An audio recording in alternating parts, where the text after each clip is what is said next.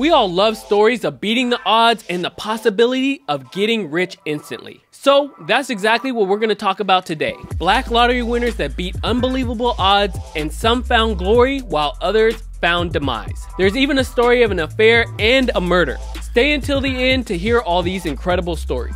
Let's jump right into our stories. Coming up first, we have Willis. The story of Willis, yes, that is his real name, is one of good luck and bad luck. The good luck is that Willis won $1 million jackpot in Grand Prairie, Texas in 2009. The bad luck is he was scammed out of his money before he even got his winnings. The story goes that Willis went back to the convenience store where he bought his lottery ticket with his winning ticket, but he didn't know he actually won. The clerk checked the ticket, told Willis he won just $2, yes, $2, and kept the winning ticket to himself. Suspicion was only raised when that clerk quit his job abruptly and told co-workers he was moving back to Nepal to help his cousin run a business. The convenience store then alerted the Texas Lottery Commission, which investigated the case and figured out the scam. By that time, the clerk had already fled the country. Authorities were able to collect $400,000 from the bank accounts and friends and family of the clerk out of the $750,000 cash he got. Willis proceeded to sue the clerk, the Texas Lottery Commission, and the convenience store. He moved to El Paso, bought a modest home, and is living a simple life. At number 2, we have Solomon Jackson Jr.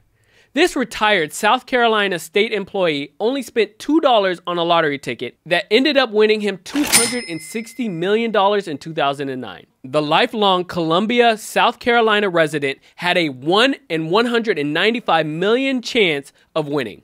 That's a 1 in 195 million chance of winning. Wow. He chose to take the lump sum amount of $130 million. Jackson proceeded to donate a whopping $10 million to his alma mater, Morris College, which was the largest donation in the college's history. Multiple campus buildings were built with that donation, including a health center, an administration building, and 2 resident halls. But that's not the only donation Jackson gave to schools. He also donated $1.7 million to the University of South Carolina, $1.25 million to the Midland Technical College, and $1 million to the South Carolina State Museum. Not much is known about how Jackson spent money on himself, but he did say that when he won the lottery that he was already retired and had a good income, so much of that money would be spent on others. At number 3, we have Marie Holmes. Marie Holmes was a single mother of 4 when she hit the jackpot at 26 in North Carolina in 2014. Her odds of winning were a 1 in 175 million to win the $188 million jackpot, and she hit it. She chose to receive a lump sum and took home $87.9 million after taxes. Marie's then boyfriend and father of her 2 daughters, Lamar McDowell, was arrested on drug charges 2 months before she won the lottery. It's been reported that she spent $21 million, yes, $21 million of her lottery winnings to bail McDowell out of jail several times. The couple even appeared on episodes of Iyanla Fix My Life before McDowell went to prison. After the couple broke up in 2017, McDowell sued Marie from prison for giving away several luxury gifts she had given him, including an automobile restoration shop, a truck, luxury clothing, and jewelry. Oh, and by the way, 77 acres of land. Marie's lawyer argued that McDowell never really owned any of these items and everything was under Marie's name.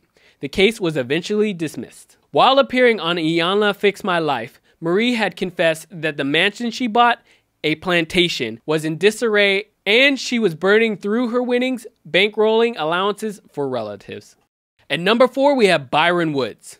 Byron and wife Barbara Woods won $49 million in Texas lottery in 2003. He was a diesel mechanic working nights and she was working at a convenience store. In fact, Barbara is the one who sold the winning ticket to Byron. He has been playing the lottery for a long time, spending up to $30 a week. They decided on an annuity which gave them an initial check for $2.9 million and a payout of $1.95 million a year for 24 years. Since their winnings, the couple have invested in various businesses, including real estate and gourmet coffee shops. But what they are most known for is the TP Motel. The TP Motel was built in 1942 and served travelers heading across Texas on State Highway 60. It had been closed for 15 years and was waiting to be demolished when the couple took interest in it. They bought it, renovated it, and reopened it. At number 5, we have Marva Wilson. Playing the lottery was one of Marva Wilson's favorite pastimes. Her favorite hobby paid off when she won $2 million playing the Missouri lottery in 2008.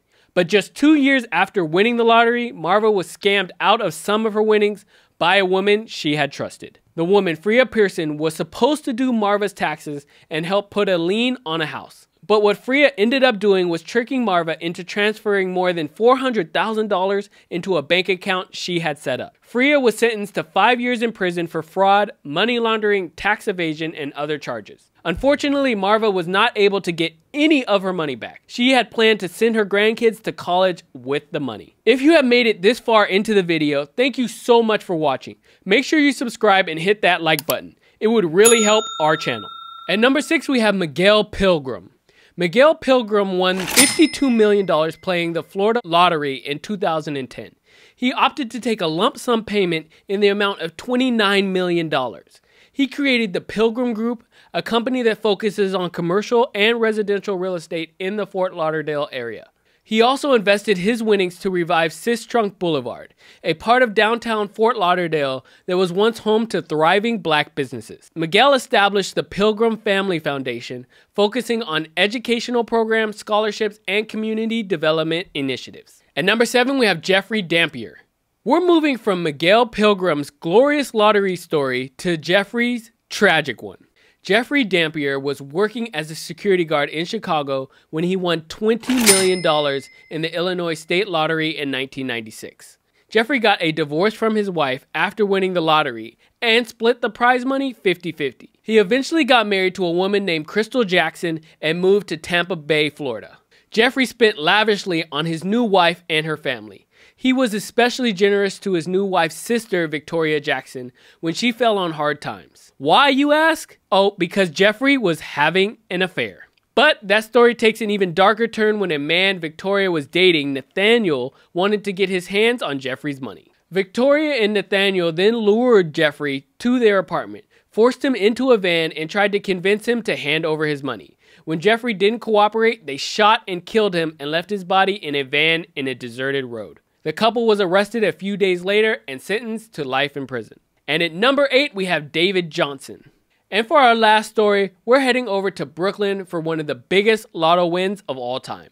David Johnson, a truck driver, won a $298.3 million jackpot in 2018, the second largest jackpot win in the history of the New York lottery. The Jamaican native had been playing the lottery for a long time in hopes of hitting it big, and he finally did. David chose to take home the lump sum payout, which was $114 million after taxes. He told reporters he had quit his job right away and bought his dream car, a red Porsche. He made an appearance on Jimmy Kimmel Live 4 months after winning the lottery and said he had spent $29 million in 3 months, mostly giving it to his kids. He also took a nice vacation to Florida with his wife, flying first class. He told Jimmy he spends his days doing nothing and kicking back and watching Maury. Oh, the joys of winning the lottery. So that's it for our stories of black lottery winners. If you ever play the lotto and hit it big, keep all these stories in mind, learn from them, and make sure your story is one of glory and not demise. See you all on the next episode of More Money Talk.